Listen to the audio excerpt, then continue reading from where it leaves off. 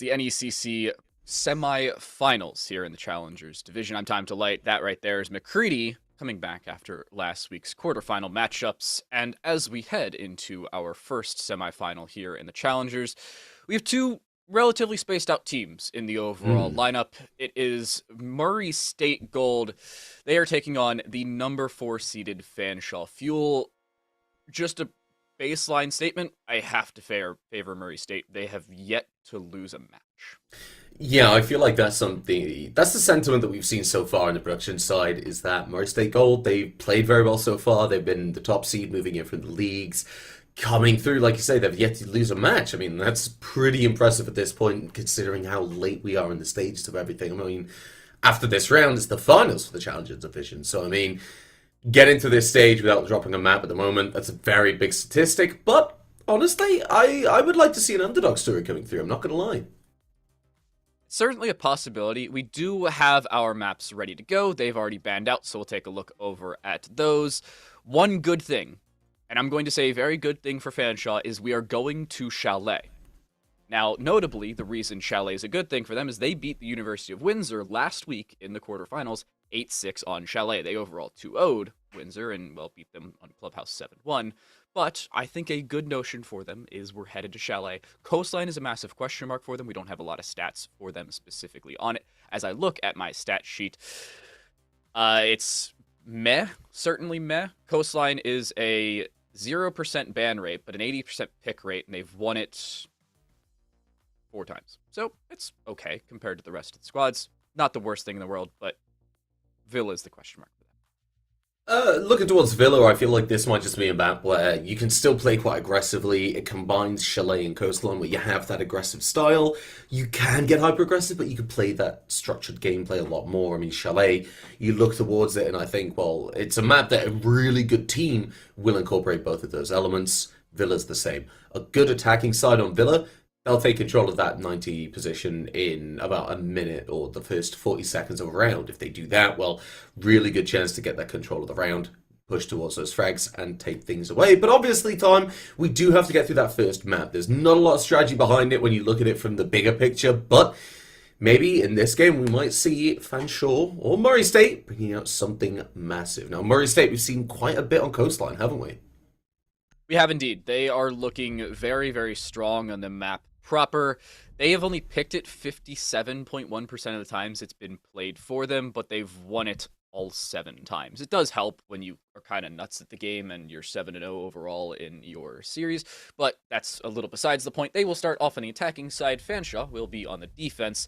With a Jackal and an Osa band, Thatcher remains on the board, as do Flores and Maverick. Dangerous trio to be left. Yeah, I look at Flores and Maverick, obviously, you get a lot of control of that utility, that hardwall can go, but the frag grenades, on a map like Coastline, the frag grenades, that is the big thing, and it leads into Flores as well on why that's such a powerful operator to stay on board. Think about Elbow down on Oregon Time, if you can picture it in your majestic mind right now. Using the Flores, you're able to clear out that elbow very quickly without exposing yourself to danger, and you could just keep on shoving utility there while they have to deal with gunfights. A lot of that utility can kill, so the defenders, they have to play it very carefully. On a map like Coastline, having more and more explosives just isn't going to make that life any better. And looking towards Kitchen, you can actually use those Flores drones to shut off a lot of lines of sight and rotations, which is why I feel like Fanshawe, they have to be very careful at the start here. They are going to be starting out with Hookah Billiards, and Murray State, they have a lineup that really does suit it. The Nomad, a really good pick for this site. One thing just to note for all of you who are wondering, why the heck didn't we address either of the defender bans? It's because they happen every single time. We're not going to talk about Valkyrie and Mira being banned for the 35,000th time this week. I mean, we could. To Rainbow Six Siege. We could, but it would just be a waste of everybody's time. So instead, I'm going to transition us very smoothly, I might add, into our first round of play. Fanshawe will start off on the defensive side, and they're bringing a small amount of utility denial. You were talking about those nades being very effective, especially on the attacking side, and especially on Coastline, which is a very utility-based map. Yet, they're not bringing a Wamai, and I have to question why. Yeah, I mean, looking at it at the moment, those throwables, those explosives, they have a massive amount of potential right now. Murray State can look at the defensive side and say, well, they've only got a Jaeger. We can just bring one player with flashbangs, just shove a ton of utility. And they can do that, and it looks like they have. They've got the Finker, they've got the Yana on the board. They're going to be spawning in ready and raring to go. And, I mean, I'm looking at this site. There's not much I really want to say about it strategically. It's set up pretty nicely. It's got the default setups, everything. Murray State, this is where I want to see this team really start to take control of it. If they get in VIP quickly, they can really start to expand. If they can focus their efforts, get that first pick, they can start getting the ball rolling pretty quickly. Speed is the name of the game, and time is of the essence. It wouldn't be if it wasn't in my name, because, you know, I am the keeper of time. Yes. Aside. Terrible name puns aside, that's not how you open it. Sneakily, you have to melee 2 boards at a time, and fluidly open things up. Bravo, however, does clear out VIP before removing that Legion goo mine, which I think is always nice. Sometimes everybody does their due diligence, sometimes people forget, and they're like, oh, I got caught by a goo mine. Let me remove that while I'm 3.5 feet from myself. Don't do that, kids. Yeah, a little bit of ill-advised to go and do that straight away, but it's perfectly fine because we've seen Bravo apply that due diligence, be very careful, be very much aware of the fact that you can get aggressed on. Braindock, though, is going to be able to find that first pick, takes away Obey, a very hard hitter on that Sophia, takes away the utility as well, Time. And by doing that, well, suddenly this Jaeger's just grown in power. There's a lot less burn to the potential coming out for the attackers. These frag grenades might have to be going through because, unlike mute jammers, and possibly other utility, that Yana Gemini, it doesn't impact the ADSs. You've got to get the flashbangs or the air jabs. Utility just got a whole lot more valuable for the side of Murray State. They're going to be a lot more careful, and Fanshawe with that one player advantage, they just hold things down. They've got eyes on Vars, eyes towards luggage, and they can just wait this clock down. The longer time goes by, the better life is for them, but a player towards luggage might be trying to take advantage of that. Will be able to find the kill as Bravo evens things up. The player will rotate to try and help in the form of Shrimp Father, but nothing's going to happen. You still got time to play with. That's what that kill was until the frag grenade from Noodles able to find Purza. Huge frag coming through, getting that player advantage now. This is where the attack can really start to open up. With just 30 seconds left, there's still a lot of utility on the board. You still have 4 flashbangs and 2 nades available. In goes 1 flash to burn that ADS, and they're pushing off of it. DNA takes out Shrimp Father. Down goes that mute. The C4 now off the board. And the Toxic Babe used on the long angle, that will not reach towards default. They threw it incorrectly. There is 1 kill gained back the other way by Ella. Not the operator, the person nonetheless. But Copper trying to throw in that Toxic Babe and toxify down this Habana. It's not going to land. They can still swing in. It's just not going to happen. Noodles with a triple to close out the round, and Murray State quickly, and some would say even easily, pick up the first round of play. Realistically, being able to find that Jaeger over towards Aqua, that's what opened things up for Murray. They find that play, they start to move forward. The frag grenade from Noodles comes through, and they just start pushing. Why wouldn't they? They have that player advantage. They start to get the plant, and while the kill does come through, the player advantage, that's where it comes into play. Noodles has that time to go on the flank, able to get behind them, and this is where things start to fall apart for Fanshawe. There's too many angles, not enough chefs in the kitchen at the moment. We'll be taken off the board and pushed into our second round. They're going to go back to this site. So looking towards it, I'm quite pleased that Fanshawe have dropped that Goyo. They've got a Maestro and Echo as well, and I think it's just to slow down the attackers, which realistically is a good counter. That's something Murray State were very good at, is their pacing, their control of where they wanted to be and when. So this is a good counter if they can utilize it quickly and effectively. The Goyo Shield is quite simple to do, but the Echo and the Maestro cameras, they're a little bit more finicky, aren't they? Indeed they are, but I want to note the main reason around the differences we're seeing from Fanshawe. In this round, they are switching out, and I'll go in order from top to bottom. An Oryx for a Goyo, a Mute for a Maestro, and a Legion for an Echo. That indicates to me that they did not have enough area denial. The Legion goo mines were not good enough. The Mute jammers were not justified in terms of the lack of area denial they gave, because they're easily figured out. You just diligence, cross your T's, dot your I's, and just swing a quick corner and down goes a Mute jammer.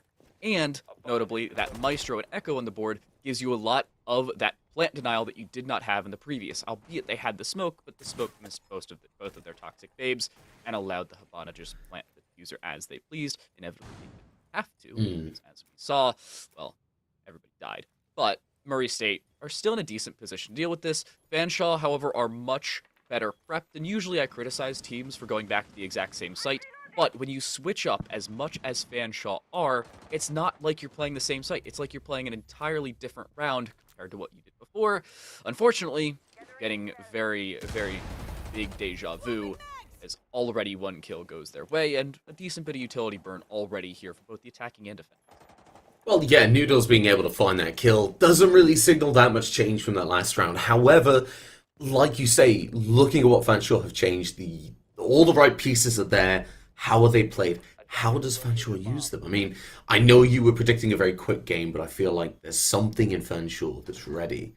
They have been able to strike back. The question is, can they do it now? After the round's gone, and while they are a player down, they do have that time to work with. They can hold these angles, and they have the SMG-11 watching that vase. It can create a lot of problems for the attackers. Right now, though, it's not going to be the case. 6 goes through, clears out a lot of this time-wasting utility, which is what Fanshawe wanted to bring. And as that double window will be taken off, Brendok going to struggle a bit, but finds the kill onto double. Beautifully played to bring things back, and suddenly goes on the hunt, feeling aggressive, wanting more. A minute left on the clock means that he might just get it. But the players are going down below. Noodle still one frag grenade in pocket. Suddenly could cause a lot of problems for the defenders. Oh, and he will. They're prepping it. Oh, I don't know no. if it's gonna land. Oh, no. It will. It will. It doesn't! No! Do it directly between two different players. Oh, no, and with 40 seconds left, that's the remainder of their nades. All 4 nades have been utilized. Obey is the first to die for this Murray State side for the second round running, and Copper is aware of Noodle's position. No sneaky Ayana in round number 2. Fool me one time, says Copper, but it is traded back. The 1-for-1 trade is good enough. There's the swing, but the kill comes through anyway, even with that Echo stun. It's a 2 versus 3. They have to push through. 1 for Ben, 1 for DNA. In goes the swing. The Bearing 9 will come out on top, killing the other Japanese op. It's not gonna matter. Murray State will still pick up their second round of play, even with Fanshawe trying their damnedest. Yeah, but you've got to give them a lot of credit. That was a really good round. They found that refrag. They found a lot of time that was used by that utility. The attackers just weren't really pushing. The adaptation, though, time, that was there from the start. I mean, I want to look over towards Copper Tiger, looking towards that cool vibe constantly. Aware, right, Noodles was able to get up these cool vibe stairs. He was able to give us a headache, a massive headache, in the form of a triple kill in that first round. So I'm going to keep an eye on it. I'm going to be very, very careful. I'm going to make sure they don't have that opportunity again. This is where Fanshawe might be able to show their hand a bit, but not enough to the other side to give anything away. Fanshawe, I look at them and I see adaptation. I just want to see how well they can utilize it, because it's all well and good finding one kill, finding players off guard, but we need to see something take off from it. They've got that first stage, they just need to find the second. Moving towards the kitchen, though, shockingly enough, Noodles has gone onto the fuse. We have had a defender repick. That doesn't actually exist. It's a bug, but it's really entertaining to mention it anyway. Copper Tiger switched from the Frost onto the Smoke, and by that I literally just mean they picked the Smoke, and Rainbow Six Siege doesn't like to tell us that.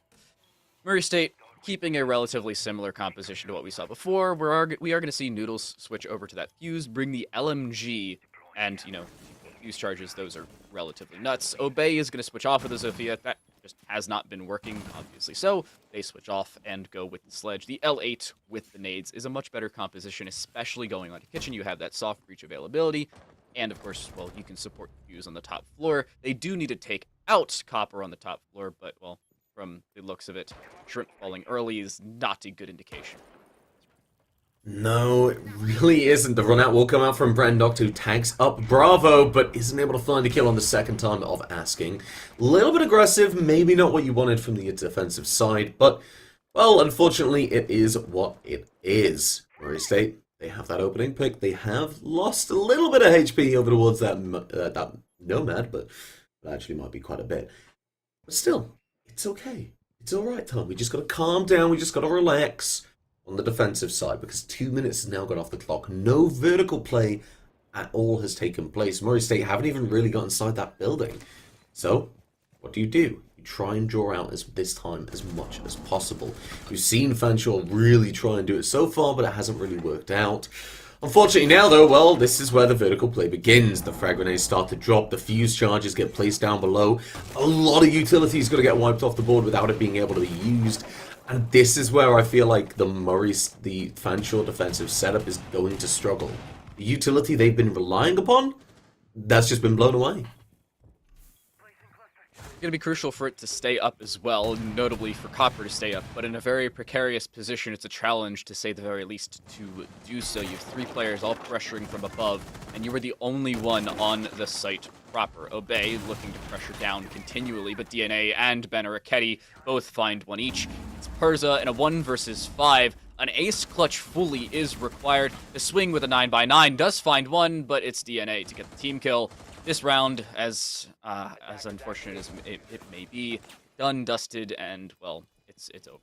5 HP, 1 versus 4.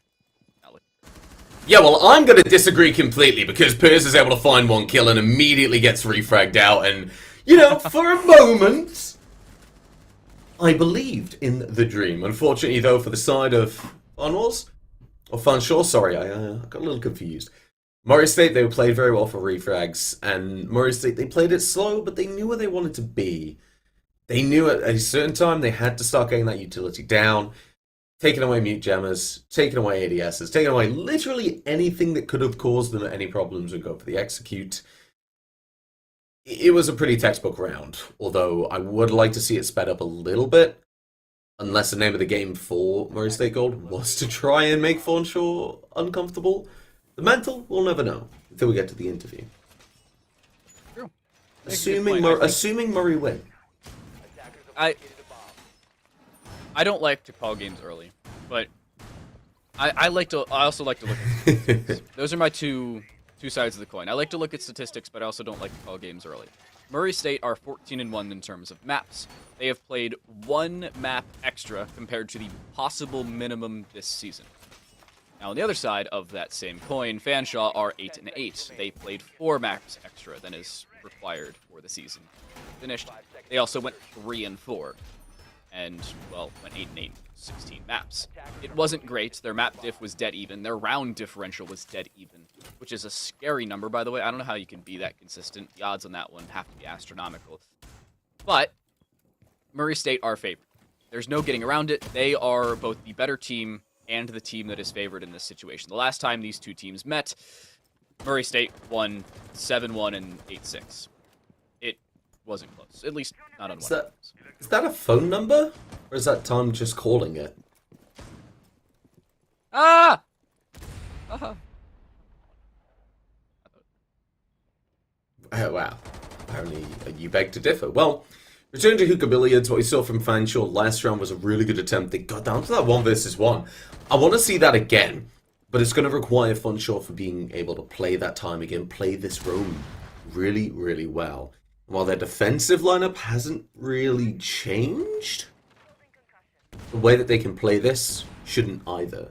I feel like they had a really good setup, they have a really good crossfire, and right now, they have a really good opportunity to get that first kill off the board. The problem is, though, Obey on this double window is going to be very ready. This is a position we normally see that sledge player in, and while they will go up to the roof, no kill will be found on either side, but actually Brent Hocht is going to be able to take away DNA.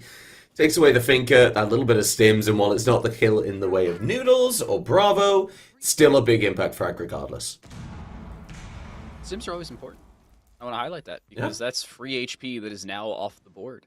And you're put in a difficult position, maybe expecting to play around that free Adrenal Surge. You're not going to be able to anymore. Copper taking an overzealous peak, to say the very least. Unless you hit a first shot headshot in that situation, you are not winning that gunfight. You have a submachine gun pistol up against an LMG and LMG Goker. That's that one.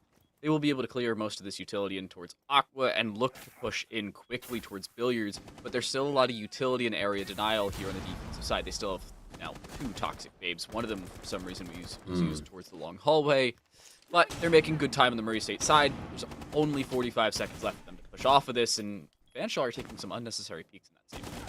Well, see, as we do find Brandok able to find his second kill in this round with that UMP-45.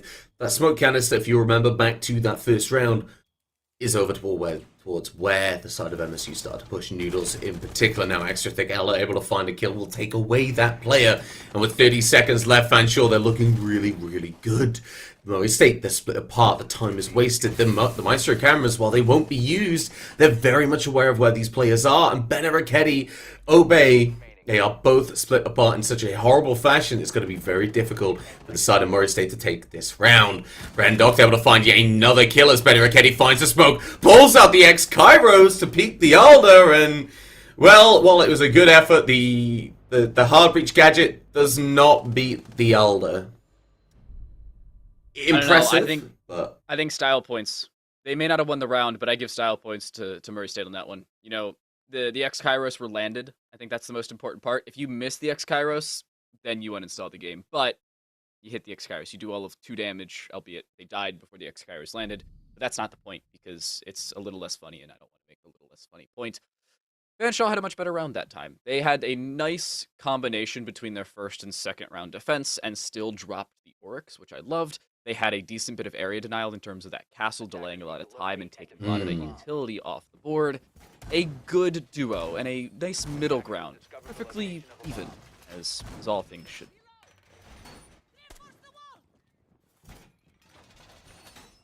I'm just going to let it hang. Hey, the joke was inevitable.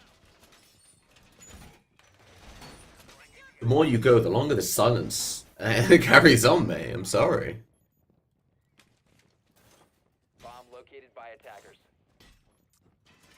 Alright, I think that's a good enough break.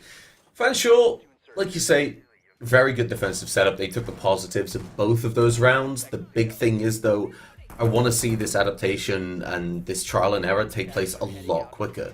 You're looking at that scoreline that's 3-1. This is the final time that they're going to see this site, if they are successful in taking it.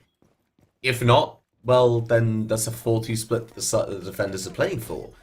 On a map like Coastline, while it's not the worst thing in the world, they are playing against a very, very mechanically talented team, as the statistics, as TimeToLight's monologues prove. This is a team that are able to win their gunfights. It's a team that are able to take these engagements, drive that aggression, and really start to set the pace around. And the droning, well, obviously that's always the first start of it. They are able to find the player of Ella over towards that VIP side. Utility will be used as a run out goes in from Brandok. A beautiful kill onto the player all the way over on double window. Shrimpfather able to find another one with that Ella Scorpion. Suddenly things from Murray State aren't looking so great. Split apart yet again. Time is being wasted. These roamers still on the top floor, though. That's the big, big thing. Shrimpfather very much aware that this player is outside VIP. And, well, you have a ton of ammunition and a lot of space to work with. Just back away. You've got the kill. You've got what you need. Play it safe. Let the anchors do the rest, really. Unfortunately, the anchors don't have to do all that much in these situations. Murray State have failed to clear the top floor. Perza, being one of those anchors, does get one into Bravo. Down goes the Ash, and down goes most of the remaining fragging power on the attacking side. They will not be able to negligibly push this top floor and have an effective way to do so. Nice swing, no damage though. And this is just an overall unfortunate situation. All of their soft breach that could have gone towards this top floor to clear out any utility whatsoever is now gone. Notably, they do still have Ben Araketti, who is on the Habana and still has those X-Kairos and is 6-1, so overall the KD isn't awful, but you need to have that utility available. Gunfights are not the only thing in Rainbow Six Siege. If they were, we wouldn't see 3-minute rounds. Shrimpfather winning one of those gunfights leaves DNA plays in a 1 versus 4 with arguably a better gun than everybody on the defensive side, but the spear can only do so much, especially when it has 4 targets to find and only 40 seconds to do so. Yeah, and when one of those targets is playing upstairs and you don't have that diffuser, it's an even bigger ask. Now, Shrimpfather, a beautiful performance of that roaming. You play it safe. You get those first couple of kills, you hold back. Once you've wasted a good amount of time, then you start to get aggressive. Then you try and find the frag, and that's exactly what happened. Took away the fuse of all operators. That was such a massive kill to get. And while you push towards the VIP, trying to get that diffuser, you're unaware of the ally who knows exactly where you are. Goes for the beak, able to find the kill, and gives another round to Fanshawe now. This is starting to look like a bit of a game. Really good top floor hold. It was one that Murray State simply weren't ready for. They lost their high value operators very early into the round, and as such, like you said, it just kind of left them hanging. Just like me, hanging off your jokes at the very start of the round. You found the kill, you take away the fuse. A couple of those runouts, very, very well timed as well. Timing is everything. Murray State on the attacking side, just getting caught out with some timing and bringing in some more different operators compared to what they've brought thus far. Bravo, notably on the Twitch. We do see the knock as well. But I want to highlight Fanshawe in the previous round. Two things I want to highlight. Number one, Shrimpfather played amazingly on Ella. Nice 3K, good control of the top floor, really relegating Murray State to push the site proper, and they didn't, so they lost. The other thing is that Extra Thick Ella did not play Ella. I'm also upset about that. You have to be playing Ella if your name is Ella, same with any operator that is applicable in this game. I'm going to be upset if you don't, because A, it's funny, and B, it's funny. I feel like a profound sense of deja vu. I feel like Light Rose said the same thing the first time that I saw this team. 5 seconds remaining. I think Ella, at this point, you do kind of have a brand to live up to. I mean, we've been calling for it for the longest time. Maybe next round we'll get the Ella pick. Who knows, though? Fanshawe, though, final round of the defense. Like you say, they're going to be heading for that penthouse site, and they haven't gone for that wide, extended defensive setup that we see from a lot of teams in competitive. In fact, they're just going for the basics. They're playing it safe. They're saying, right, take control of penthouse. We'll keep theater. Don't overextend too much. We want to hold in. While they do have a player in VIP, they're going to be playing their life more than anything. They do have some support, but realistically, that Thunderbird's there to stay. Murray State, I want to see how they deal with it. It's, yeah, interesting. Flora's being used. Yeah, Flores is coming in the RCXDs, or the correctly named Rotera drones, but they're called RCXDs because they're remote control explosive device, and I love Call of Duty. Brendox, with yet another opening frag, by the way, is 7-3 thus far in this one, is wielding the spear, was wielding the spear, let me correct myself. They are now dead, and a good clearance of that VIP entirety of that room does allow for Murray State to push. However, they don't have full west side control. They've yet to clear out that hookah side, notably towards billiards, but they have droned it out. The information is there, the control is not, and they need to get the control so they can have a dual-pronged attack without having to worry about a dual-pronged defense. They can make good time on this, then they'll be looking good towards the later stages of this. Yeah, but the opposite is also true. If they don't make good time, then they will start to struggle quite a bit. This is why Obey will be rotating over towards that white window. Has to play the cutoff, but has to get there in time.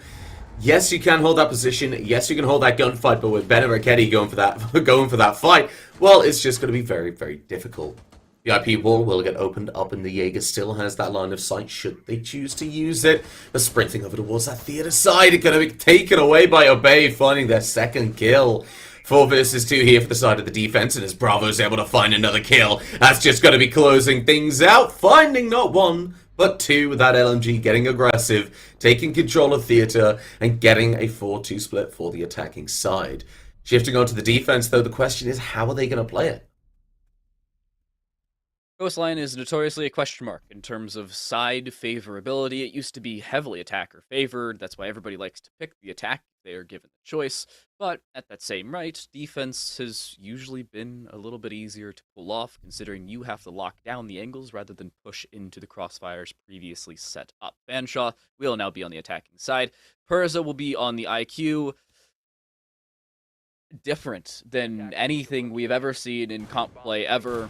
Not ever, but IQ usually not favored anymore. Used to be heavily, especially with the G8 being available, but there's not a lot of utility on the defensive side for that IQ to clear out. At best, you're looking for mute jammers and maybe mind magnets so you don't waste utility, but even then, that's not great in terms of wasting an entire ultimate-esque ability, primary ability, whatever you call it, just to get information.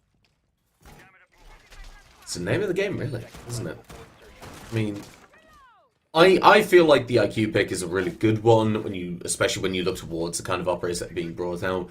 You see those mute gems, you can see those my magnets, you can see where Murray State have decided to play towards. Are they heavily stacked for a hookah-sided attack?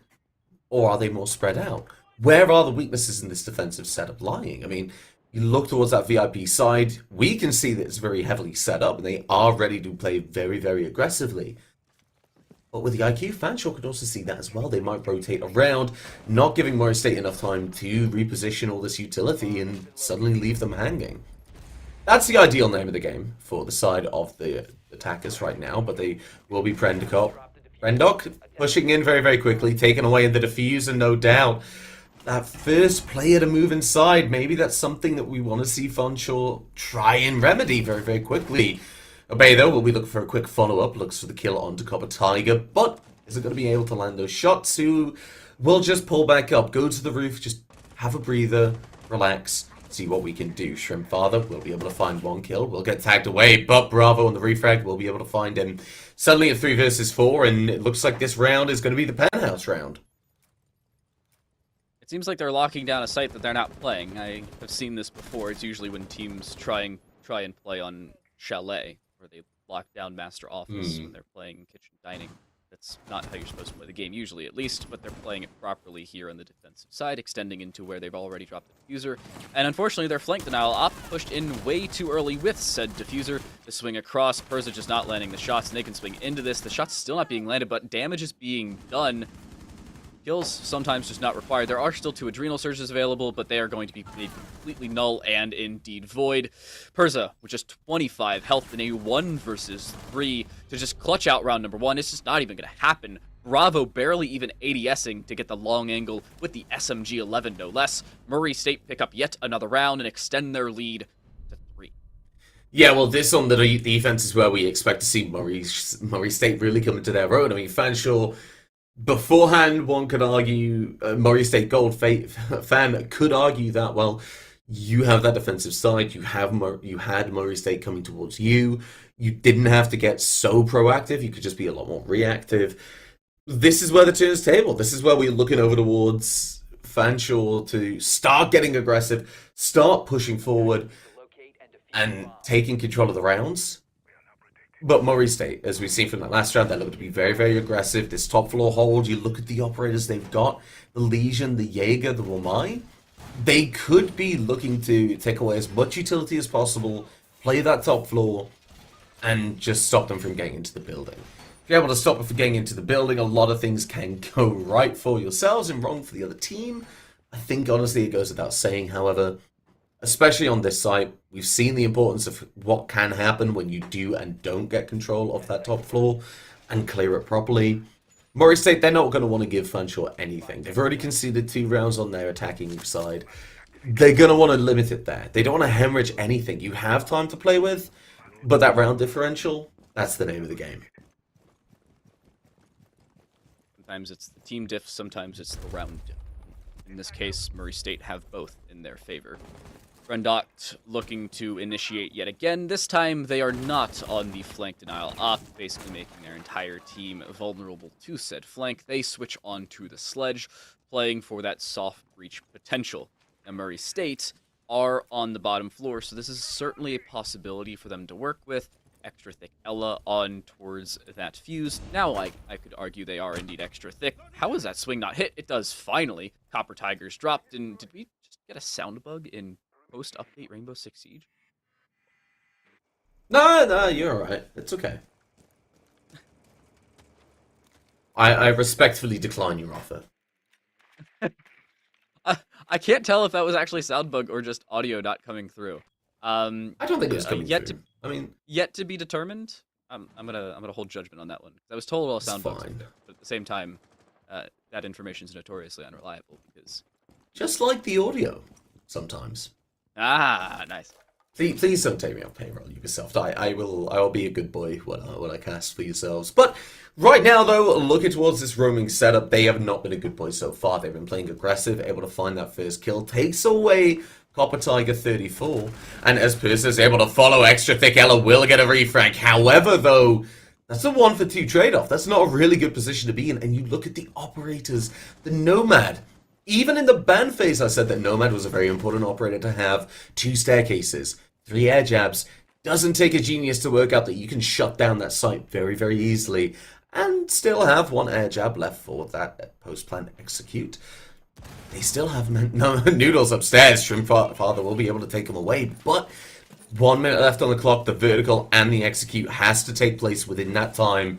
And, most importantly, they have to get through the defenders of Murray State. Time ticking down. All these gridlocks coming through. 1 left in pocket at the moment as the goo mine will just keep you sat in one place for now. You got fuse charges though, so they're just going to go down and do their damn dirtiest work while you can just start to think about how you want to execute. How do you want to push? Realistically, in my opinion, it's got to be jumping in through that service. You're going to have to be able to take that gunfight early on. Too many lines of sight are covered by these defenders. They have control over towards courtyard. They have security. Looks like we are going to have to see extra thick Alec get extra brave and go on this attack. DNA plays able to find the kill though, will be shutting it down as Shrimp Father takes the damage. Will find Ben Ricchetti, but it's going to be the smoke canisters to really make things happen. Brendok able to find Bravo, will take 1, but DNA keeps Murray State in it, puts someone to match point. Beautifully well played from the Woman, but from the attackers, very, very well played. The refrag games were incredible. That was chaos. That's what that was. Yet Fanshawe come out on the short end of the stick yet again. Murray State winning yet another 1 versus 1 in the last few seconds of the round, if there was even a few seconds remaining. They put themselves on a map point, and to win their own map this quickly would be about as strong as you could get if you are on the Murray State side. Fanshawe need to at least gain some momentum back. Their composition allows them to do so, but they're also hindering themselves. They're forcing themselves to worry about the flank, worry about the aggression from Murray State, rather than getting aggressive themselves, and that is the hindrance that is costing them. Murray State, on their own side, are making the tempo their own. They are controlling the time and the takes of this map, even on the defensive side. Fanshawe cannot let that happen, yet they are anyway, and again, that's what's costing them. That's the reason they have to push with so few seconds left on the clock, and are forced to use their utility with sub 1 minute remaining. Well, that's the big thing, Time. When you look at the ideal game of Rainbow Six Siege, the defenders, they decide where the gunfights happen. The attackers, they decide the pace. They control the flow of that round if they are a good attacking team. Something Fanshawe, while they have been able to do slightly, it's not something they've been able to do convincingly, in my opinion. These opening gunfights constantly coming up in favor of the defense. And when it comes down to these refrags towards that late round, you do have the issue of Murray State. They always have that little bit extra. That's the sign of a good team.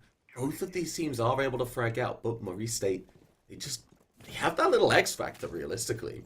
And while we will see Fanshawe, it feels like a much closer game than it is on the scoreline. It is 6-2. 1 round doesn't go their way. 1 gunfight doesn't go their way. A little bit of time mismanagement. It's all over time.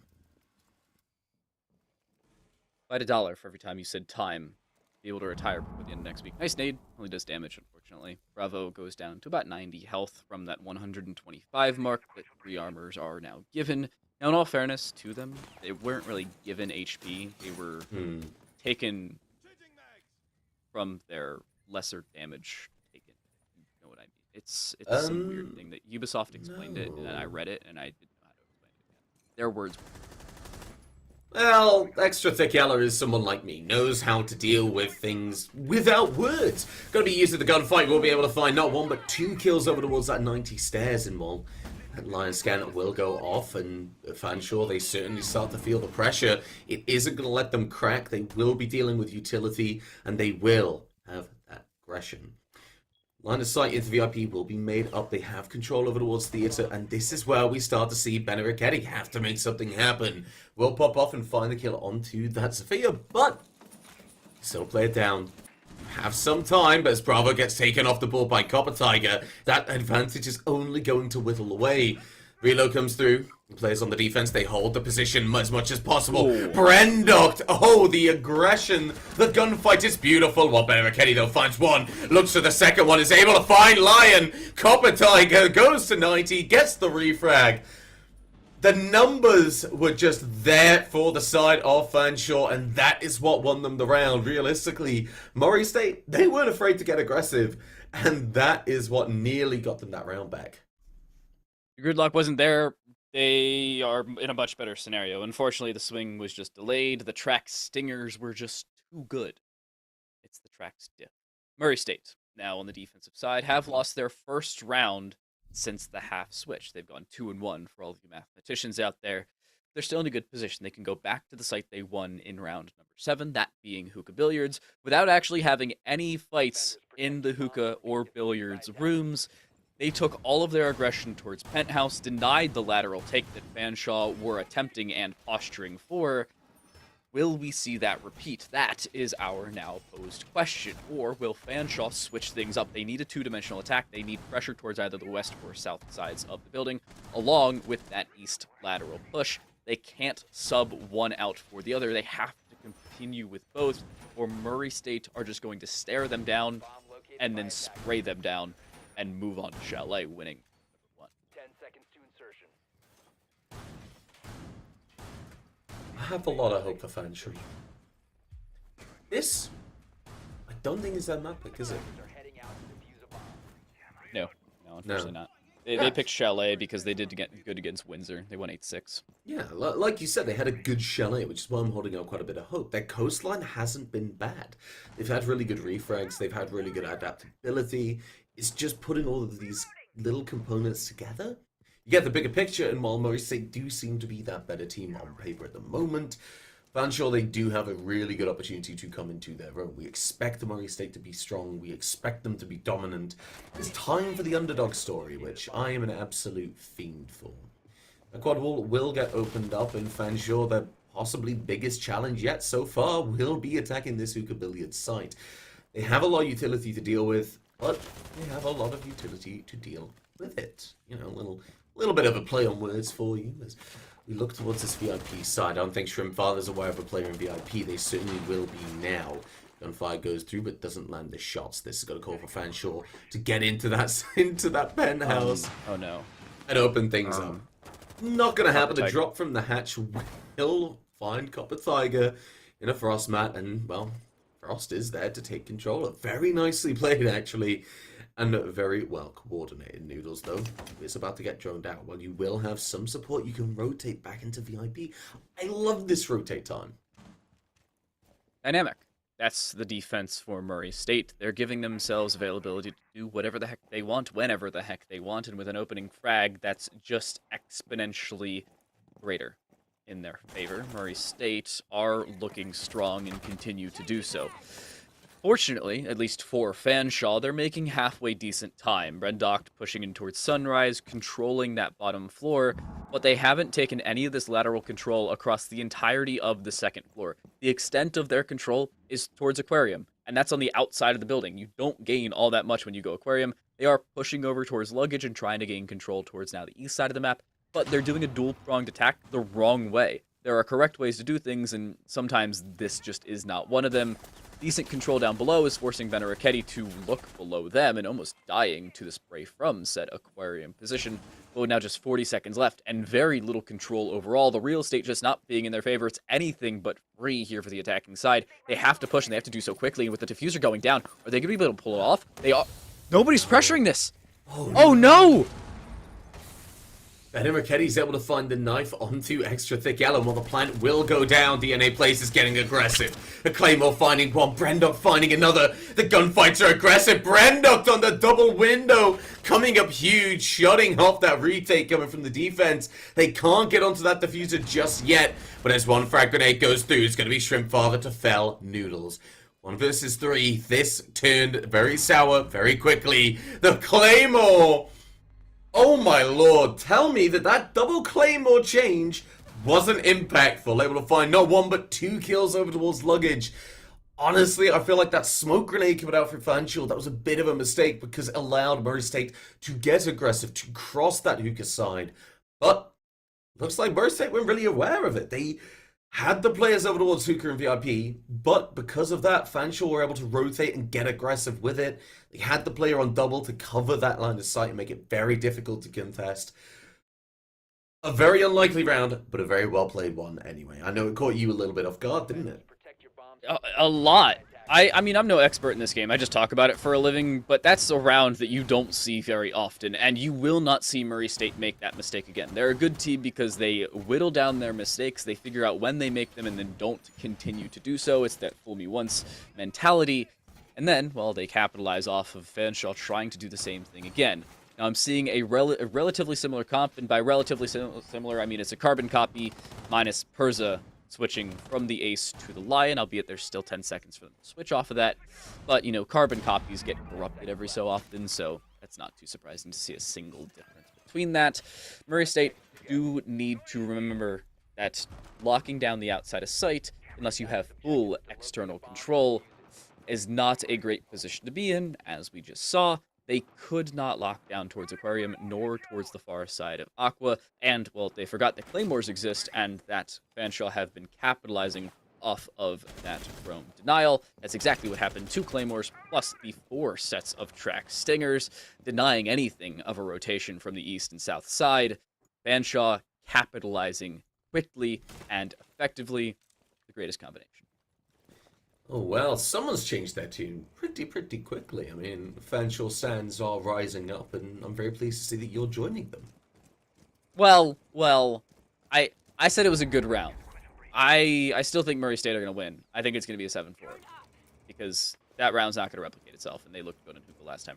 I don't think they can do it again. But I will say it was a good round. It was a very good capitalization off of the Murray State lack of defense, which doesn't happen very often. Murray State doesn't make very many mistakes. The unfortunate thing is now that Fanshawe are on the attacking side and Murray State know what the heck they just did wrong, at least I'd assume so. I don't think they're going to do it again. Well, this is where I want Fanshawe to really just be out there. I mean, a hookah push, maybe a sunrise up to cool vibes, aggressive play, maybe even a kitchen rush. That is where I'd expect to see this push coming through, but like you say, Murray State, they are aware of what can happen, where they went wrong last time. That is going to be Noodles finding that first kill in the round. Takes away the Zephyr, a lot of that vertical play now removed, and things are looking incredible. You can't have that vertical pressure. You kind of have to concede it to that Maestro. You're not really going to get away with it, but Shrimpfather pushing in will look to take this early gunfight. Very much aware the Jaeger's still in position, will not see them, will not go for that gunfight just yet. And the bait is droned out, is being pinged out, but he's just going to have to get aggressive. You still have the player advantage. You have time to waste. You're just going to have to play your life. Looks away at possibly the worst second. Goes back on the hunt. Wow, if this being open up, the reload comes through. I don't think they know about the player over towards VIP. Hall of Fame, though. Shrimpfather pushes in, able to find 1 kill. Could have opened things up. The stim from Finka. Got to replace the HP that was lost, but 45 seconds left on the clock. Time ticking down. Murray State, they've just got to play it safe. A well-timed flank, or a really good crossfire that can end it all here. Duality of man, as they could say. A good positioning in towards 90. I don't think they're aware of the Wumai's position in the swing, though they are. Perza wins the gunfight and is only down to 50 HP. That's still 2 or 3 bullets, depending on the weapon on the other side of the play.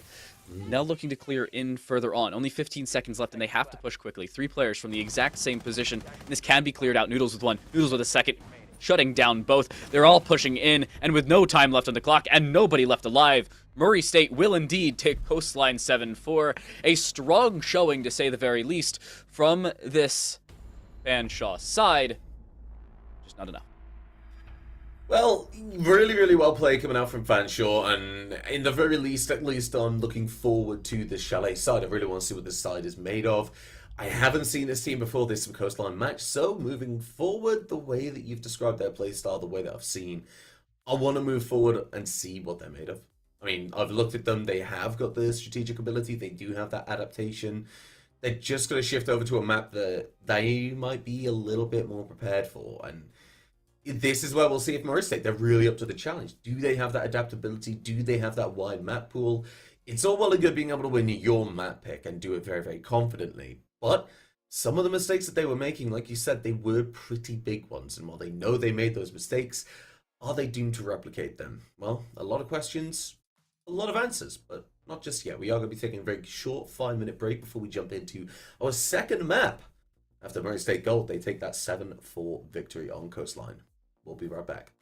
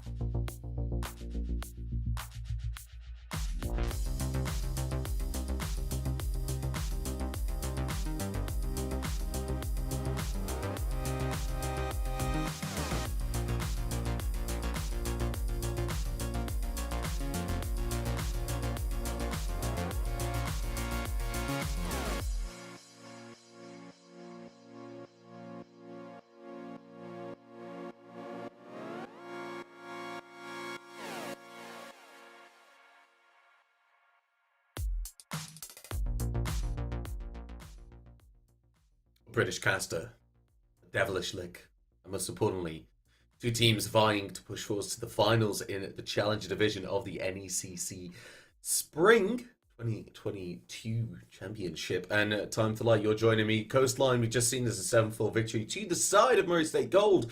Move it to Chalet. This is the side and the map that you really think Fanshawe will really come into their own. And I want to see you explain it. You've talked about the numbers, but let's talk about the actual playstyle that we've seen. The attacking side for Fanshawe looked much better than their defensive side. Yes, they won the exact same amount of rounds on both halves. But they had that better availability and flexibility on the attacking side where they could switch between operators and switch between playstyles. They realized what may be going wrong and what may be going right for them in terms of their map control. And as we head into Chalet, that is so pivotal with the explosive floor that is ever so potent. Everything is a possible C4 or nade from below. Your feet are never safe, kids. Okay, so looking towards the side of Chalet. Like you say, Chalet, it's a map that is very, very destructible. You look towards library, master bedroom, piano.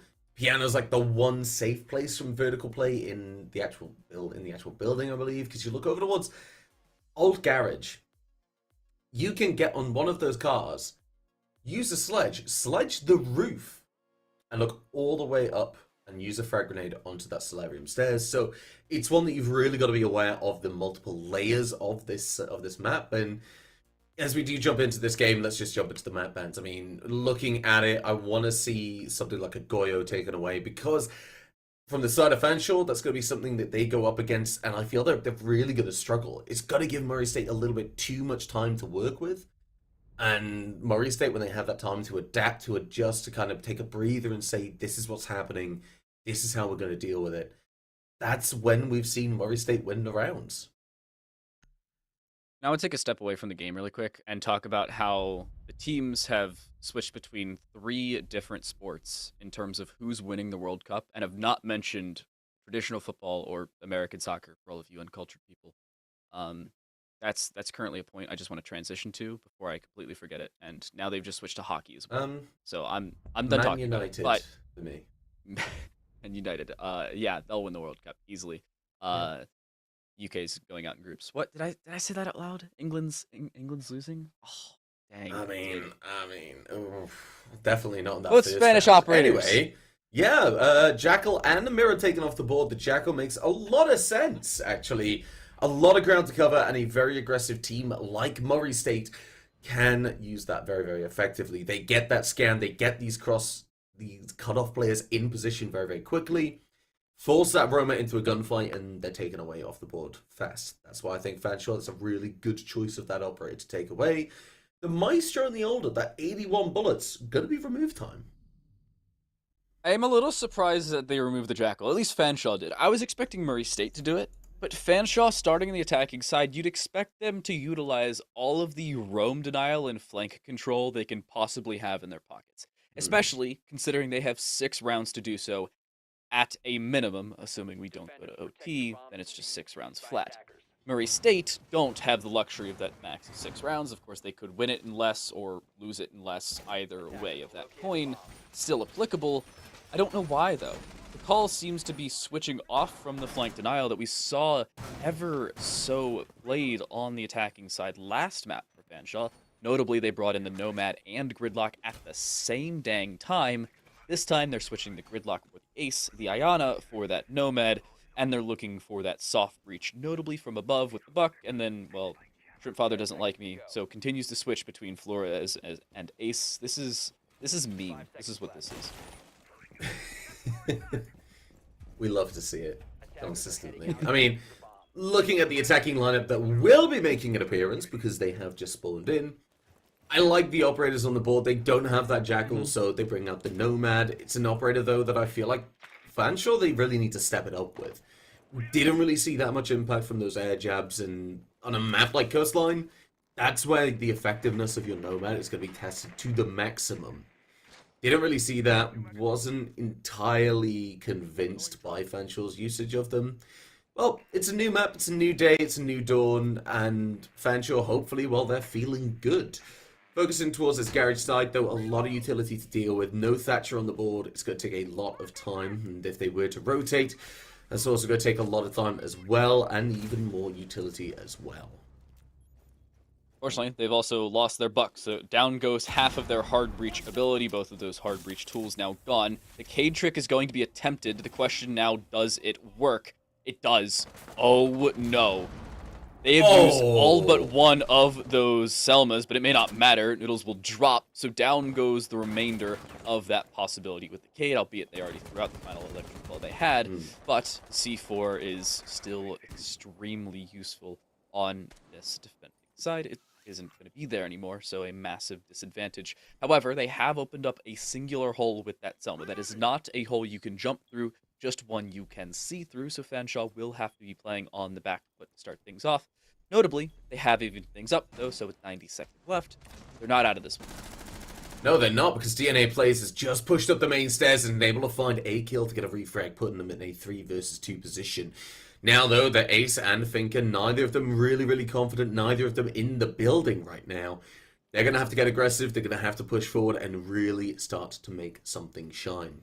Aware that these players could have moved forward, they're going to have to take that time to drone, time that is going to be wasted and drained away. Well, not necessarily wasted, but they don't find Obey. This isn't really going to end very well. Missing the shots will get spotted, but a player at least is now in between a rock and a hard place. On those main stairs, the pinch starts to take place. Rendok can start to help out, has to cut off that blue stairs, but isn't knowing where this Jaeger's going to come from. A very tentative position for the attackers right now. A 1 kill going their way could end everything, could make it all go in their favor. No. But Obey, they've snuck by. They're going to be moving away while DNA Plays finds Trim Father. Brandok has to push forward. He moves into one gunfight, but walks straight into another. Obey is there with that 416 C and doesn't land the shots. Brandok finding one, pushes down, grabs the diffuser. The air jab goes off for the first time that I've noticed. And while a plant starts to take place, DNA Plays gets aggressive. Doesn't land the hit. The pinch, the double peek, it has to take place, but it's just not happening. Oh my lord. The time. How is it the time that wins that round? There's a good game I like to play called 1, 2, 3 swing. It's when you count to 3 and then both players peek the exact same person at the exact same time from 2 very different angles. It forces you to take one gunfight and lose the other, try and take both gunfights and lose both gunfights, or take neither and die. Either way, and any way, you lose. Murray State, luckily, still have time on their side. I am not in favor of them. I am not a caster-favored person. However, Murray State still win based off of time. It was certainly a questionable round from both sides. I don't know why Fanshawe did not just try and aggress when they got that early frag and got some decent control off of it. But in the same right, I don't know why Murray State continued to take gunfights they didn't mean to. There's no reason for it, especially with that little time on the clock and when you know that the Finka is out of nades and out of time or control. They were running between a rock, a hard place, and an even harder place, those being 3 different rifles shooting at them, one technically being an SMG, the M25K exists, but you get the point. Yeah, and the big thing for me is that Murray State University, Murray State Gold, is a team that should be able to get that coordination down, should be able to do that 1, 2, 3 peek, or just wait, peek now. Just that little bit of coordination. It's a team that I expect to be able to get aggressive in such a competent way. That's flowing up red flags for me. I mean, being unable to go for the peaks at the same time, really, I'm not feeling great. However, though, they did win that first round. They did do a lot of really good work. Refrags were coming in massively. They regained control of the situation very quickly. Now, though, over towards Master Bedroom, they're going to have to make sure that they do lose that control. Again, the impact nade goes through, but doesn't actually take the shield off the board. Bravo will be able to find 1 kill, but Brandok with the quick peek finds DNA, finds that refrag, and Wumai off the board. Will not be able to put down any of those Wumai little pancakes. No more magnets for you. It's like taking magnets away from a child. But still has to happen. Nice trade, though. Brendok will fall. Down goes the Osa. That's a lot of the control off the board. They can explode that Osa shield off and completely relegate Fanshawe to a different point of attack. Benarketti in a good position with the Mossberg, just waiting on these trophy stairs, locking down the Solarium position. They do not want to be removed quickly. If they are, well, they're out of luck. Extra Thick Ella can nade this out. That does seem to be a good call, but it doesn't look like that's what they're trying to do, and I don't know why. A quick nade and Benarketti's gone, yet they're not attempting that. They are not giving away sound cues, but apparently they are. Benarketti's aware of it. There's the nade. Doesn't get the kill, though. It's not cooked properly, and I don't know why you don't cook that, because the shotgun will kill you. What was the call there? You have the ability to cook a nade. What? Unless... Down below, though, we will see the gunfight taking place. Nomad being taken off the board. Well, may not be dead right now, but will be. Bravo, though, able to find that final kill as Benarketti gets aggressive and finds that frag. And you gotta look at the frag grenade, and that was the round winner. I mean, the fact that it wasn't cooked effectively means that Benarketti stayed alive on those stairs, got the kill onto the Finker, and was able to push down onto that final player. It really just... It just didn't make life great for the side of Fanshawe. I mean, you look at awards, very, very simple things that could have changed the impact of the round, and unfortunately, it didn't work. The oven just would not turn on. No cooking nades for you. I like boiling mine. Defenders, protect your bombs from I like my nades over easy, thank you. You know, still existent, but you know, also leaky in the yolk. These are egg jokes for all of you non-poultry fans. Murray State are in a good position still. I'm getting some deja vu from map number 1. They have now won 2 in a row, looking to make it a hat trick of rounds, and they're in a good spot to do so. Bar Gaming is arguably the best site in the map if you play it properly. Of course, I mean, every site is the best site if you play it properly, but Murray State are playing on a site that requires a decent bit of gunfight winning. They do control the top floor, and they will, and it's pretty good of it between our 2.5 play thus far. I think Fanshawe need to clear this quickly. If they don't, again, they're going to be in a round where they have to push with less than 60 seconds on the clock, and they just don't have the gunfire and the mechanical ability to do so. They have to win based off of their early gunfights. They can't force themselves into difficult situations. And with Ella holding W through basement, I think that seems to be the call for them as well. Yeah, I mean, I look towards Fanshawe, and I expect them, as the team picking this map, to have contingency plans in place for when things start to go wrong. So far, we haven't, unfortunately, seen any of that at the moment. Right now, though, Ella, while sprinting down that bottom floor, like you said, will be able to just maybe sneak by a little bit unnoticed, maybe able to pick something for free. Whether that's a player of Obey or not, well, we'll find out. Obey's just very, very close. Noodle's taking damage. Obey's ready to help out, but Extra Thick Ella is there to take away that player, suddenly taking control of site. Things opening up in a massive way. The defenders, they're rattled. They have to come back to site. Extra Thick Ella finding one, able to find a second, gives himself a triple kill. And while they have control of site, Murray State, they're scrambling. Fanshawe, they're starting to get the plant down. Blue Stairs still in control of the defenders. They can push upstairs. They can take it, but the last scan finally coming out will be putting them inside of their place. These Thunderbird sim stations only making the R4C a little bit stronger. The sim will come through from the Finker. DNA Blaze unable to confirm the kill. The flashbangs come through, and while Murray State, their positions are given away. Fanshawe, they play it safe. They play the crossfire. And Bravo, though, is going to be taking a kill of the Shrimp Father. 2 versus 4, and with just 8 seconds to get on that diffuser, you have to get on it with 7 seconds remaining or more in order to win the round. There's just not enough time to do so. Even with the push coming through, they've lost it. This, unfortunately, is a round that will go the way of Fanshawe, at least unfortunately for Murray State Gold. Fanshawe pick up round number 3, and quickly so. They understand they have to play with speed. They do just that. And Murray State Gold were so unaware of what was going on. Bravo was walking up Solarium stairs 5 seconds after diffuser was planted. That's how quick Fanshawe was. You've got to give a lot of credit over towards the side of, I believe it was Extra Thick Ella, being able to get down towards that basement, get over towards the main stairs, and play it safe, just not trying to sprint in. Because those gunfights took place over towards that mezzanine area, that double window. That's where we were able to see Noodles take that damage. The defense were a little bit distracted, and suddenly As soon as Extra Thick Ella finds the kill onto Obey, push it to sight. Murray State, like I said, they get distracted. They focus on the fact that they have just conceded sight within the first minute or so, and with one frag kill, and with one kill. Being that as it is, the players, the roamers, they get a little quirky, they get a little shaky. They feel they have to start making something happen. That's why they lined up for the Ash. And with the R4C, if you're good enough and you have just a hallway, you can't miss, realistically. Very, very well played from Fanshawe. My biggest problem with that, though, is the shock and awe factor was brought by Extra Thick Ella. That was what run the round. I'm not entirely convinced that it's going to do it again. Coming back to a site where we saw Fanshawe get slowed down very easily. They didn't really have that confident of a game plan compared to that last round. Some serious adaptation is going to be needed here. This is almost exactly what happened back on Coastline in the second half of play. Murray State won 2 in a row, and then Fanshawe won a round with that wow factor. Albeit they won the second round with that wow factor rather than the first, but point still stands.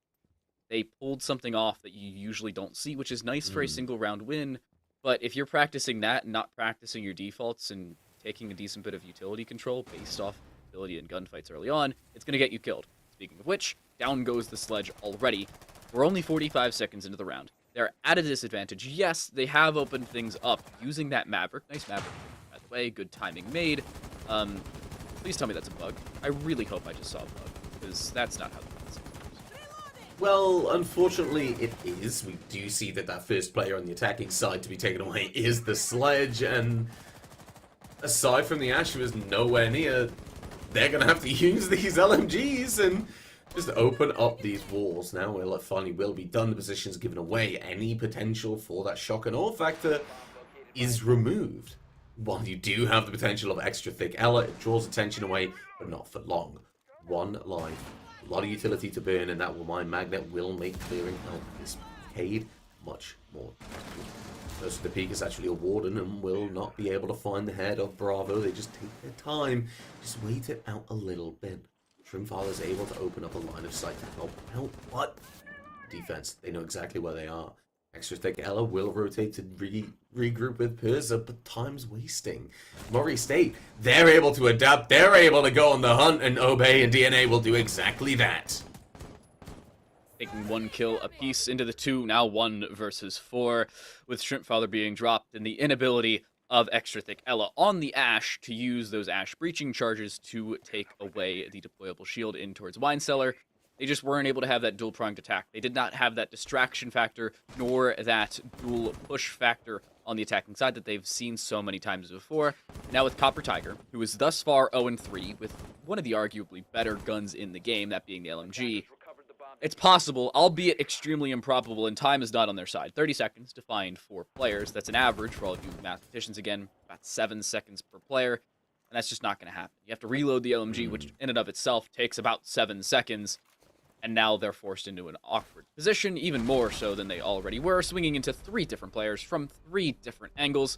Not unfortunately winning a single gunfight. The MPX swing is just better. The round back again goes the way of Murray State Gold. Yeah, and I will give it a lot of credit to Murray State Gold. That was a much better round coming out from the defensive side. They didn't give away that early pick like we saw in the first round. When we compare it to the end game of the first round, the crossfire was much, much better. They had a player on blue stairs, they had a player in connector, and a player over towards blue as well. They were able to pinch and to utilize that crossfire to the best of their abilities. They played it very, very smart as well. They were aware that maybe Extra Thick Ella is going to try and make something happen. Yes, they found 1 kill, but they were able to slow down the Ash very, very quickly. They were able to shut down any momentum that Ash or the rest of the attacking team would want to try and take control of because of the kill. Very, very well done from them. I'm very happy with how they played that round. Returning to the top floor, though, I want to see Benaraketti dealt with a lot quicker from the side of Fanshawe. They gave him way too much to work with. 3-1. Current scoreline as we move into the 5th round, and Fanshawe are looking to apply better pressure than they did in round number 2. Now, the issue with their pressure, also it says it's a 4 versus 5 at the top of the screen. It's not. I just looked at that and was extremely confused because we're still in prep phase. It's not a 4 versus 5, I promise. But as I get off topic, and as we, again, move it to round number 5, Fanshawe are looking to get a little bit more of a coordinated attack compared to what we saw in round number 2. They had a good Osa bit of pressure, but the Osa getting over-aggressive inevitably turned into their doom. Nice bit of coordination on the Murray State side to deal with that. And then a lack of utility coordination on the Solarium stairs as well. Two difficulties in that combination. Well, that again spelled their defeat. Coordination for Fanshawe needs to be better. And on a map that they picked, that has to be there. You have to set up your utility properly. You have to set up your teams properly, or your team properly. You should not only be prepping yourself with your own utility. That's the reason you have teammates. Yeah, I mean, it is a team game. There's a reason there are 10 players in the lobby and not just 2. Well, right now, though, Copper Tiger is going to be doing a little bit of damage. Unfortunately, not securing the kill onto Bravo, who is going to be able to back away and play later for me. But I'm really not a fan of looking towards the Solarium side for the side of the attackers. I mean, they're looking to 2 Mossberg shotguns, and while Bravo will be taken off the board, look at where extra thick Ella is for these gunfights. You find 2 kills. Incredible. That's Cade for some reason, and Jaeger taken off the board straight away. But you have to be very, very fast with what you've got left to do. You have to go and get that utility. You've lost a bit of HP, and while it will be given back, as they get a finger scan taken away. You will take the utility off the board. You do have a lot less time to work with, but Benaraketi, Copper Tiger isn't going to be worrying about that at all. The Mossberg getting very, very aggressive, and as the breach opens up, you can look towards that next Cave Claw, but you've got to want to get this plan ready in position. Time ticking down. Obey will be taken away by Persa, but that isn't securing that plant just yet. You have to get over towards that connector area, or at least take control of Solarium. Looks like DNA Players at the moment is going to be the big linchpin over by the half wall. As Benaraketi holds Solarium. Persa could swing. Position's given away just a little bit. Persa finds the kill. And that's going to be Brendox closing things down. Fanshawe, a very good round, but one that I do have a few question marks about. That round was massively questionable on both sides. Fanshawe had, yet again, extra thick Ella in the basement, which that isn't in and of itself isn't too surprising. You send the Ella, say, hey, go kill. That's their entire playbook, at least through the 2 rounds they've won thus far, is Ella go kill. Mainly Ash when Ella plays Ash, but you get the point. Now, notably, Murray State, for some reason, had 2 players in the basement. I don't know about that one. Certainly a questionable decision, but for one reason or the other, it was the Cade in the basement. I don't know why Noodles was hanging down there. I understand Bravo trying to play a room/lurk, but Noodles hanging out down there, it's possibly a flank C4 kill. I think that's my best case scenario for it. They will opt to go back to the master office sites because, well, the last time they went towards the basement, they won it. Well, that was 2 rounds ago. I was thinking of Bard. That was the same.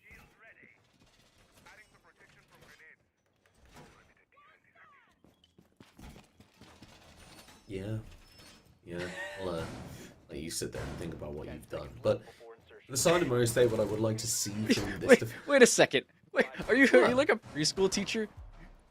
I'm going to let you sit there and think about what you've done. Yeah.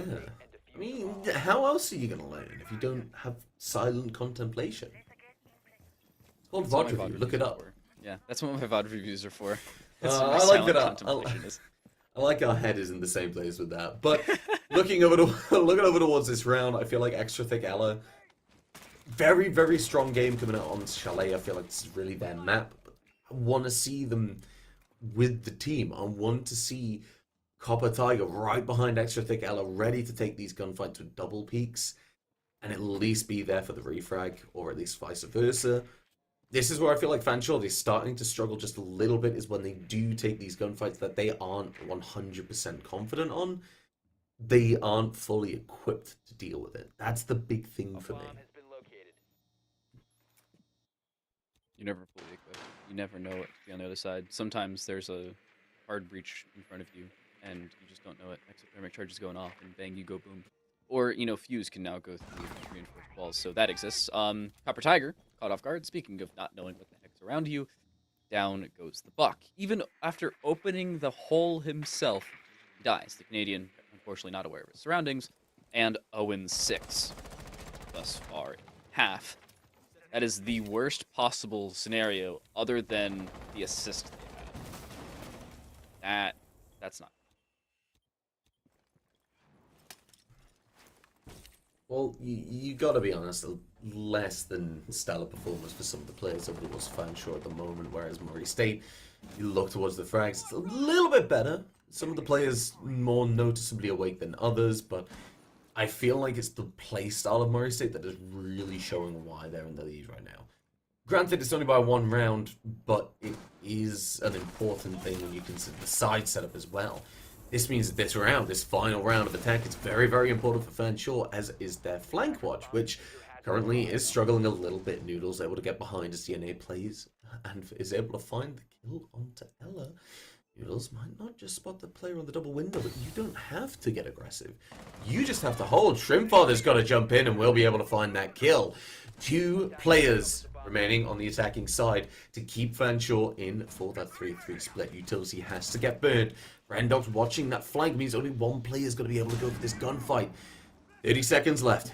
Utility going through. Obey will get fully flashed. However, the crossfire is there. The SMG-11, the shotgun. This is going to be brutal. Especially when you consider Perza hasn't really done anything with the utility that they've got. Just holding the position, waiting for the push. The shotgun can come out, could cause a lot of damage, but it's the smoke canisters with 6 seconds left. The plank can't go down just yet. Brendog, what's happening? The impact nade takes him away, and suddenly Perza can't make it happen. DNA plays with another kill to get a flawless round. The Pokeball kill as well. Style points go the way of Murray State yet again. 4-2, the split. Reminiscent of map number 1. That time it was the attacking side taking the favor rather than the defensive side. But Murray State on the top end of both splits are looking strong to take this 2-0. Now they are on the attacking side of a map that is not their own. However, a map that is usually attacker favored, and Fanshawe did not pick that up. They are on the defensive side and are picking up the Valkyrie, who notably has been nerfed, by the way. You throw your cams outside, they're only viable for 10 seconds. After that, they're gone. It's kind of like throwing your drone outside if you're Mozzie. Unfortunate, but case. Murray State, good spot to clear this, and now I want them to lose, because Bravo is playing Blackbeard, and I want Fanshawe to win. I'm now a bias caster. Sorry. Well, unless Bravo switches, I'm a bias caster.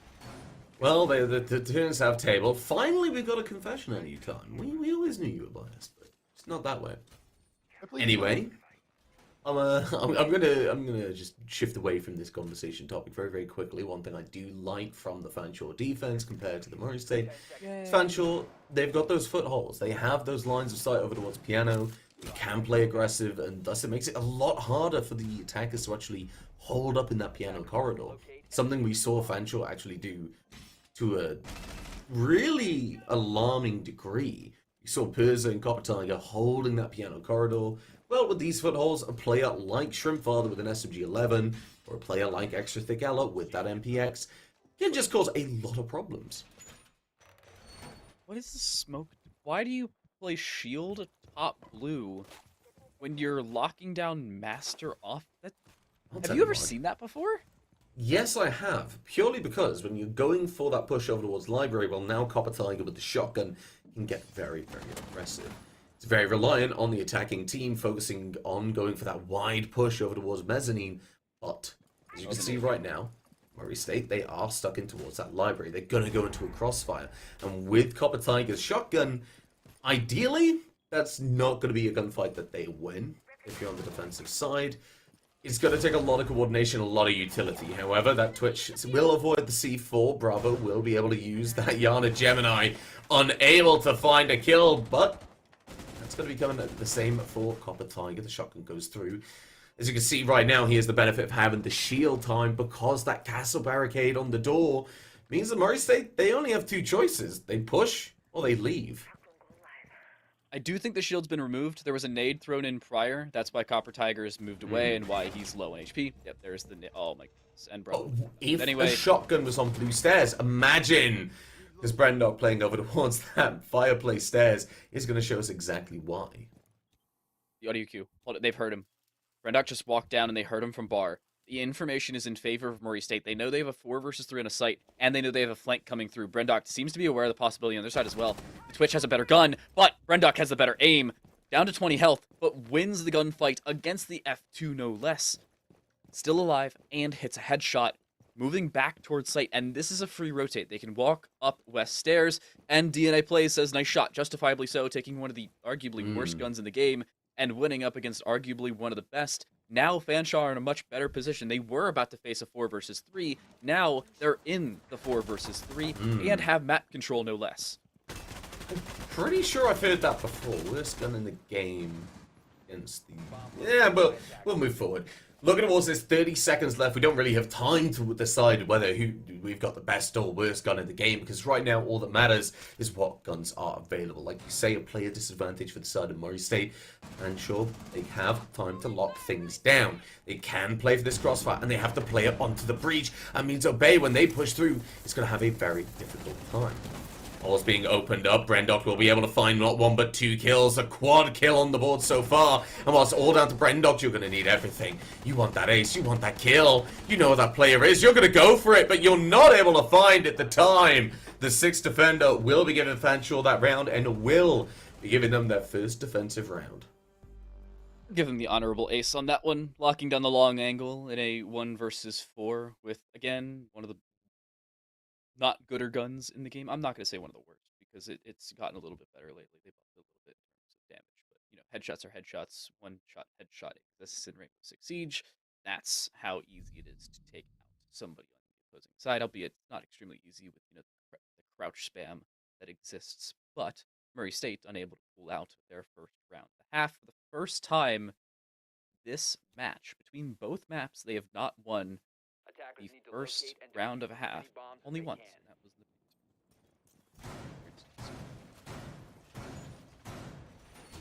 Weird statistics are fun, though. I mean, everyone hears about KDs and, you know, plant rates and, you know, cost. But I want to hear the weird funky statistic? stuff. Go on. Copper Tigers 0-7. It's not weird. Oh, God. Yeah. I'd like to apologize, Copper Tiger. Now, one early setup that I actually really liked on this site, which is Kitchen Dining, that I wish I saw more of, actually. I wish it stuck around a bit longer, is bringing a Rooney and a castle to this setup. Brendock obviously can use that castle if they want. You have a bulletproof camera all the way at the end of that corridor. You have a Rooney gates and a castle barricade. Castle barricade the door. You open up head heights on the wall and a Rooney gate the door. It's a very difficult position for the attackers to take. Unfortunately, though, I found that when I use that strategy, a lot of teams just decide to play for the vertical. And time, in case it's not obvious to everyone in the same way it is to us, well, why would teams go for the vertical? A lot of times you can clear out a lot of the site itself, and when you push a defense out of site proper, you can gain control of said site and then play defense on the site you've now gained. You put yourself in a better position in terms of now utility usage on your own side. Maybe you don't use all of your utility to do so, and you force the defense into a situation they don't expect to be in. A longer retake than you'd usually put through, especially without the diffuser down immediately. You're then focusing on winning your gunfights, and you're protecting the site that you're supposed to be attacking. That forces the defense, especially one that may be a little bit more inexperienced, like Fanshawe has been throughout this series, into panic mode. That causes chaos in the defense, and miscommunication almost always gets the better of a team pushed out of their own site. Vertical control is always so important. That's why we see teams go for it time and time again. We saw it in the previous map, in towards kitchen service and kitchen dining, where they looked to pressure from above in towards VIP and from penthouse. And, well, sometimes you don't even need pressure like that. Nudes, that's not good. Finding one down from that long angle, the knock finding the opener is not a good situation. Yeah, but when you're talking about that vertical potential, the C4 as well. Shrimp Father, the only other C4 on the board, is not going to be able to land those shots, and now the vertical play in favor of Murray State. Shrimp Father wants to get aggressive, does some damage back to Obey, but not enough. You don't have the potential. The frag grenade goes down, the fuse charges, they ring out, and with a minute left, oh my lord, you are in hell if you're on the side of Fanshawe right now. The Vector will start to scream out, will start to do some damage, but oh, Shrimp Father, The alternative is fire right now. Somehow staying alive as Noodles able to find another kill. Brendok gonna be the third. Noodles, what is happening? Pushing up the west main stairs. Gets one through the wall. That's the quad. Is the ace on? Well, we're about to find out. No, Obey's going to be taking him out, and Murray State, a very controlled round, a very dominant one as well. Something we saw Fanshawe actually use themselves. They took that control, they distracted the defense, and then they just put a fragger in. They just said, right, you can walk from behind and just do something, right? Anything you can do, I can do better. I can do anything better than you. In this case, with me and you, it's not the case, but Murray State did it a little bit better and a little bit more effective than Fanshawe, albeit they had a little less time on the You clock. But believe with me? Noodles, well, no, I was saying you are better than me. You have much more experience than I do. Unfortunately, I work with other games, so that's my disadvantage. Attackers need to But locate and defuse the Noodles remaining finding bombs that if they 4K. That's actually 2 back-to-back rounds where a player has a 4K and it has been taken away by a teammate-esque. Last round, it was Noodles having their ace taken away by that sledge. Previous one, it was the possible ace from Brendok being taken away by the 6th defender of time. Not like I didn't take his ace. I think you did. You know, possibly. I was talking about it. So caster's curses exist. So Brendok, if you're watching this one back and I took your ace, my apologies. One good position here for the Fanshawe defense is they head down to the wine cellar and snowmobile garage, looking to lock down the basement part of Chalet, but they're still susceptible to that vertical play. Notably, Bravo is playing Blackbeard, so I want Fanshawe to win this. Notably, before they were just hovering Blackbeard and then, you know, attacker repick onto Ayana, but now they're actually playing the Blackbeard, so I want Fanshawe to win. Yeah, well, the window, it makes sense. You bring the Maverick, you have a player that can just sit on those skis or get right up against that wall, have a big shield to cover you. Now, I'll be honest, in my games, I strategically shoot out the shields before I use it because I've been picking him for the gun, but that doesn't seem to be the case. They have been using the MR, they will be using it with that repel, and realistically, it does make a lot of sense to have a Blackbeard on the board when you're playing this setup. They do have that pressure over towards our garage, and that is going to be, I believe, Noodles, if memory serves, from the rest of the rounds that we've seen. But I want to see Fanshawe maybe get a Roma to really cause some problems. We haven't really seen a lot of roaming from Fanshawe, which is a little ironic considering they were so good at clearing out the roam, yet not too great at playing the roam themselves. We are seeing Murray State look to pressure this main snowmobile garage position, yet failing to do so because they're forgetting the Cade Claw can be placed above, yet they haven't roamed it.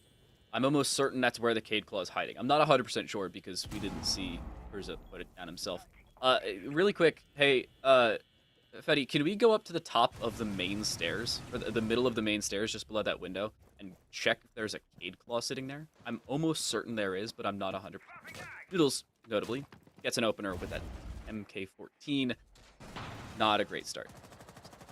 Yeah, and you can see the rotate. You can see the rotate very quickly. It's coming through. So I've realized that main breach isn't really going to get opened at all. Because, like you say, that K-Claw is over towards that position. Obey will start to walk down these main stairs, looking for that gunfight. Persa in a very difficult position, but Shrimpfather's able to find that kill. Brendok with the C4 finds a second, and finds a third kill in favor of the defense. The fact they're doing a lot of work, that bulletproof shield doing absolutely none of it at the moment. As time starts to tick down, the crossfire has to be there. Persa finds Noodles, and suddenly DNA plays. If you want to push on to match point, you've got to come up in a massive way. Over towards the south garage, starts to move forward, unaware of the player. Over towards Boiler will be taken away by Persa, and that is Fanshawe keeping in it for another round. 1 round away from match point, and the big problem there for the side of Fanshawe is if Murray State get that match point, Fanshawe got to play a perfect game time. And not only have they got to play a perfect game, that's to get to overtime. And even if they win that overtime, well, then we've still got a third map to go through before we find out who's going to be at the finals. I think overtime's a possibility, especially now that we see the Blackbeard. It's the curse of the Blackbeard. You no longer win rounds. Get wrecked. Notably, I say notably a lot because things are notable. I did just watch the replay back. Perza did put that electric claw on the top of the fireplace stairs. So, for all of you wondering where the heck that was hiding, they couldn't even nade it if they wanted to. It's not a possibility. It is not a breachable floor. So, no breach for you. No nade would have worked in that situation. They could have thrown all their utility possible. Yet a simple drone thrown above, and they know exactly where it is. They get a quick clearance of it and could have done that hard breach just as quickly. They don't, so they didn't.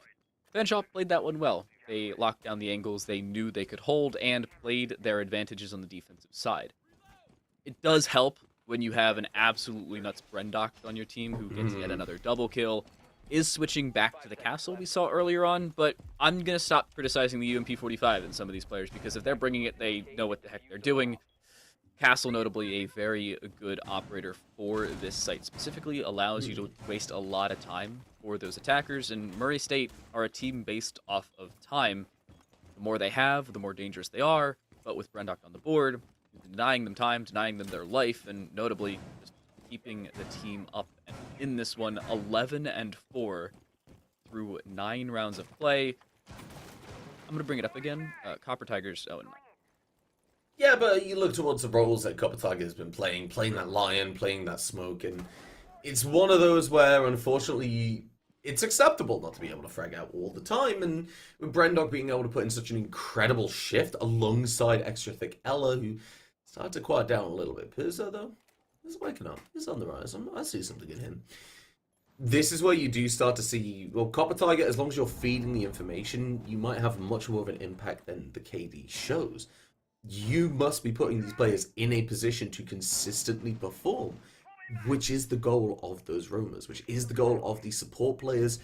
They have to put their players like Brendock in a position to find those heads, which Brendock has just done. Obviously, if they're picking the UMP, like you said, they know how to use it, they're good with it. It's part of the strategy, so we will allow it. Refrag will come through, though. Extra Thick Ella taken off the board from Obey. But DNA plays have been taken away, and that's been a real heavy hitter for the side of Murray State so far. But it isn't Noodles. Noodles is still around. A bomb has been located. Oh, Bravo, no. Takes out Perza, who thought that was the clone. They thought that was the Iona clone as they swung. They threw out the fake and then swung themselves. Perza swung to try and deny information, thinking it was a clone, and it wasn't. It was Perza himself. And, oh, they've been duped.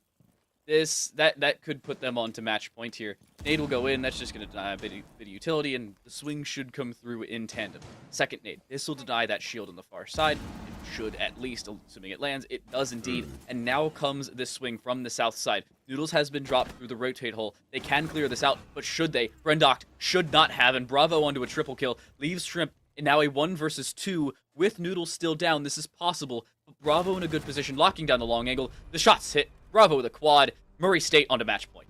Yeah, really, really good refragability coming out from the side of Murray State. As soon as we saw Noodles going down, it was Bravo getting on the aggression, going for the refrag, locking down the angles of rotate for Shrimp. They shut down the ability of movement for the side of the defense, and by doing that, they made life so much easier for their attack. These defenders, they couldn't get into the positions to contest the push. They couldn't move over to, say, for example, swing from that bathroom as well as swing from that master bedroom. Very, very well played from Murray State. They did lose that opening gunfight, but were able to bring it back, and in doing so, the round with it as well. Match point, only one more round remaining. Fanshawe, something massive is going to be needed at this point if they want to bring things back. I believe they can, but going towards the site of Master Bedroom for the second time of asking, looking at how it was just played, I feel like big changes are needed. Big changes that we have indeed seen. Look at some of these operators that are being brought out, and look at the players that are on them, more importantly. Extra Thick Ella's playing Ella. So they're going to win. We're going to OT. I'm calling it now. OT is, I'm going to say it's a possibility, especially with how Fanshawe have been able to adapt themselves. Murray State have been a good team at adapting, but Fanshawe, I think, have capitalized more off of it. Notably, they've lost more rounds, so they've been given more opportunity to do so. But I think they've been good at it overall. Ella should be playing a roam game here. I don't see a way in which Extra Thick Ella is a useful anchor in these situations because of the aggression they have to bring. Notably, Brendock is going to set up that roam. Playing Malusi, having 2 impacts allows you to do so. Already throwing away all of your utility, not throwing it away, but placing it down. So you're in a little bit of a better position compared to Extra Thick Ella actually playing the Ella too. So it's a good call. I think it's up to the team, and if the team wants to make this call, they've got to have a reason behind it. They know their adaptations, and they've been working thus far. I think they win this round. That's my call. I mean, I look at this and I think Extra Thick Ella playing over towards this piano is a really good position. Your person support covering that office wall, that fluke window. And while Obey will be able to find that opening kill, Copper Tiger yet again, the first fall within this round. Unfortunately, it looks like Obey is going to be taken off. Is going to be taking Brendoct off the board as well. It's going to be down to Extra Thick Ella now. This is why we see why Extra Thick Ella, I believe, is a really good pick for this site, for this position that they're playing. Look at that Scorpion. Look at how many rounds it has. It isn't an older, but it does hit like a goddamn truck. Frag grenade goes through. The second Twitch drone will be taken off the board. Extra Thick Ella is very much aware of where these players are. DNA plays finding a kill. Extra Thick Ella takes the damage. The push is coming through. Not enough time to mention a 2 versus 5 right now. And half the round left on the board. This is not looking great. The push comes through from that fluke window. The C4 goes out from the side of Perza, but playing by the half wall, you've got to reload at the very, very worst time. Noodles finds one. DNA, though, closes it out, and Murray State Gold will go 2-0 into those finals. 7-4, 7-4. Deja vu between the two maps, because that's exactly what we got. A carbon copy between them. Noodles, the only one to find a kill for Fanshawe in the final round. What a more poetic way to end it. Clean, to say the very least, from the Murray State Gold side. And I have to point out, Fanshawe made decent adaptations, but they didn't capitalize off of it. They didn't win their gunfights. Brendock just was not aware of the Claymore there, catching the better of them compared to what we saw on Coastline in terms of Claymores. It wasn't a great round for Fanshawe. They had a good setup for it. They just didn't win their gunfights, and it's a first-person shooter after all. Yeah, I mean, I feel like in that last round we didn't really see the adaptations really come into their own. Some of the things they were trying to change didn't really have the intended effect, because I feel like we did see Fanshawe just get a little bit over-aggressive, and because of that we saw players like Ella being put in awkward positions early on.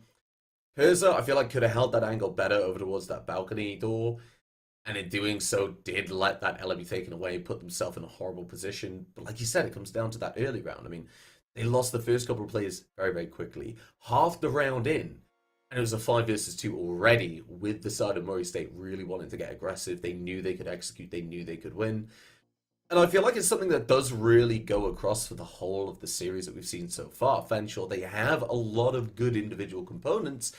They just need to tie it up. We just need to see a little bit of refinement, a bit of coordination, a little bit more in the strat department, basically saying, well, this goes wrong, what do we do? How do we adapt to a team that's playing aggressively, or how do we adapt to a team that's playing a little bit too conservatively? A lot of work that needs to be done, but I feel like it can yield a lot of really good results for that side. But, Time, you've got to look at Murray State Gold. They won, and they did so in a very good fashion. They take a lot of control, and justifiably so. They deserve it. They will take on the winner of Concordia, Wisconsin, and Baker University. They will move on to the grand finals. At least, well, Murray State will. An unfortunate end coming through. You hate to see it, but everybody has to exit at some point, whether you exit in first place or, in this case, third, fourth. A decent semifinal and a decent showing, but that's going to do it here for us on the B stream. Now, this stream's going to end, but come right back here. We'll be back in about an hour. It's the University of Rio Grande versus St. Ambrose Esports. And if you want some more NECC Esports right now, and you don't want to wait for it, go head over to the main stream, twitch.tv/NECC_esports. Purdue Gold, they are taking on BGSU. Go head over there. Go see the end of that game. It may end. They may go to OT. You never really know. It depends on how quickly this delay catches up. That's going to do it. I've been TimeToLight. That over there, that has been Muhcreedy. Fetty has been running observation, and Narwhal's ever so graciously filling in for production. Thanks so much for watching. See you guys next time.